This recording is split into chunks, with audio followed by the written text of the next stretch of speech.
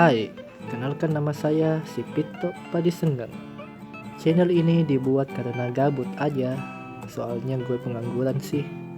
Tapi tenang, biarpun gue gabut, tapi gue akan memberikan sekilas info mengenai hal-hal yang ada di negeri tercinta kita ini. So, check it out.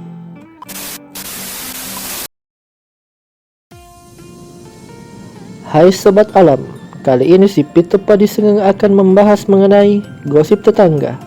Maaf, saya hilaf.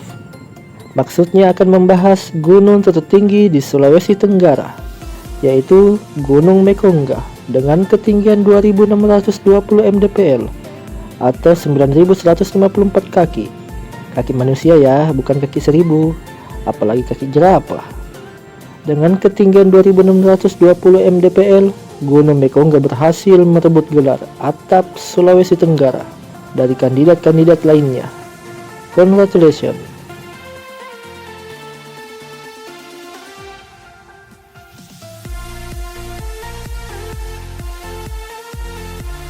Sebelum masuk penjelasan tentang rute pendakian Gunung Mekonga, alangkah lebih enaknya kita harus mengetahui sedikit banyak hal mengenai gunung itu sendiri. Karena ada peribahasa mengatakan, tak kenal maka takut di gunung. Secara geografis, Gunung Mekonga terletak di Desa Tinukari, Kecamatan Rantai Angin, Kabupaten Kolaka Utara. Gunung Mekonga merupakan pegunungan yang membentang luas meliputi beberapa kabupaten, yaitu Kabupaten Kolaka Utara, Kabupaten Kolaka, dan Kabupaten Konawe. Pegunungan Mekonga menjadi hulu dari ribuan mata air sungai yang mengaliri beberapa kabupaten dan kecamatan. Sumber air itulah yang menjadi tumpuan bagi sektor-sektor pertanian di wilayah daratan Sulawesi Tenggara. Hewan endemik daerah Sulawesi Tenggara yaitu rangkong Sulawesi, anoa, dan kera hitam. By the way, anoa di sini sebagai ikon khas Sulawesi Tenggara ya.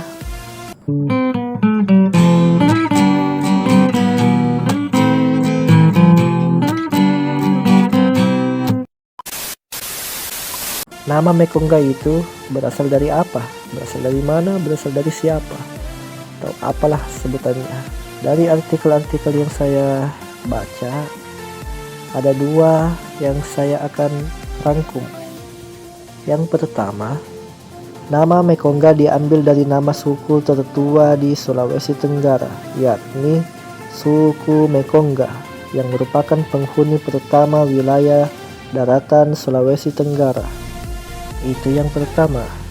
Yang kedua, nama Mekonga berasal dari cerita rakyat setempat yang berkisah tentang pertempuran seorang kesatria dengan seekor burung elang. Menurut hikayat, suatu masa puncak gunung ini dihuni oleh Kongga. Kongga yaitu seekor burung raksasa.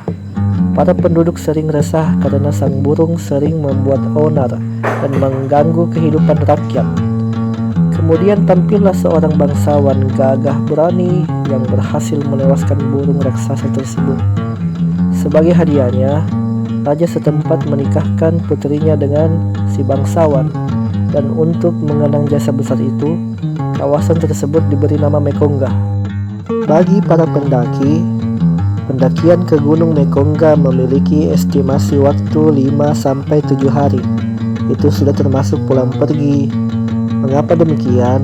Karena karakteristik gunung ini tidak beda jauh dari Gunung Leuser, yaitu diapit oleh beberapa gunung. Lebih tepatnya sih dikepung. Artinya, Anda harus naik gunung, turun gunung, menyeberangi sungai, melewati lembah untuk sampai di puncak gunung tersebut. Gunung Mekonga termasuk jajaran pegunungan Verbeek yang puncak-puncaknya terdiri dari jenis batuan kars dataran tinggi. Anda tahu kan batuan kars? Dan puncak tertinggi Gunung Mekonga memiliki nama yaitu Puncak Mosero Sero. Selanjutnya mari bahas tentang jalur pendakiannya. Anda sudah siap? Tapi sebelum itu, penjelasan yang saya akan utarakan adalah penjelasan singkat. Mengapa demikian? Itu karena penjelasan aslinya memiliki waktu yang sangat panjang, makanya saya singkat agar comot saya tidak cedera. 2. Capek ngeditnya. Dan terakhir, HP rawan nge-lag cuk, dan mungkin menimbulkan ledakan dahsyat.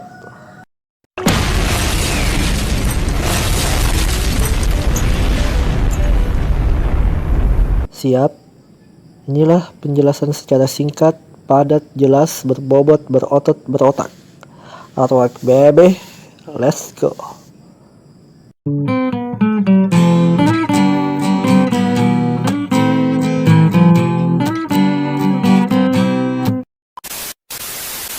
Pos terakhir Desa Tinukari menuju pos 1. Para pendaki menyusuri aspal ke arah utara, melewati jalan masyarakat sejauh 1,5 km, melewati perkampungan dan perkebunan kakao, serta melewati sungai sebanyak 4 kali. Dan setelah sungai terakhir sejauh 100 meter dari bibir sungai, sampailah ke pos 1. Pos 1 menuju ke pos 2, menyusuri area kebun. Setelah 1-5 jam, barulah para pendaki sampai ke pos 2. Pos 2 di sini berada di ketinggian 394 mdpl dan lokasinya berada di tengah-tengah area perkebunan masyarakat. Tempat ini direkomendasikan untuk bermalam. Pos 2 ke pos 3. Para pendaki disarankan berangkat mulai jam 9 pagi dan estimasi waktu tempuh menuju ke pos 3 yaitu 2,5 jam sampai dengan 3 jam. Pos 3 memiliki ketinggian 692 mdpl dan memiliki sumber air 7 meter di bawah pos 3. Pos 3 menuju ke pos 4, para pendaki melewati saran kawasan Paca. Estimasi perjalanan ini memakan waktu 3,5 sampai 4 jam. By the way, di sini juga para pendaki melewati pos Tugu Sulawesi. Scaffold tentang Tugu Sulawesi. Tugu Sulawesi ini dibuat tahun 2014 oleh pendaki gabungan TNI serta menjadi ikon dan terbuat dari besi dan aluminium bercakarkan beton. Kurang lebih 100 meter dari Tugu Sulawesi, barulah para pendaki bisa sampai di pos 4. Pos 4 di sini memiliki ketinggian 1109 mdpl. Disarankan lagi bagi para pendaki untuk bermalam di pos ini. Pos 4 menuju pos 5. Para pendaki disarankan berangkat mulai jam 9 pagi. Estimasi sampai ke pos 5 di sini yaitu 3 sampai 3,5 jam. Pos 5 di sini dinamakan pos foya-foya. Mengapa demikian?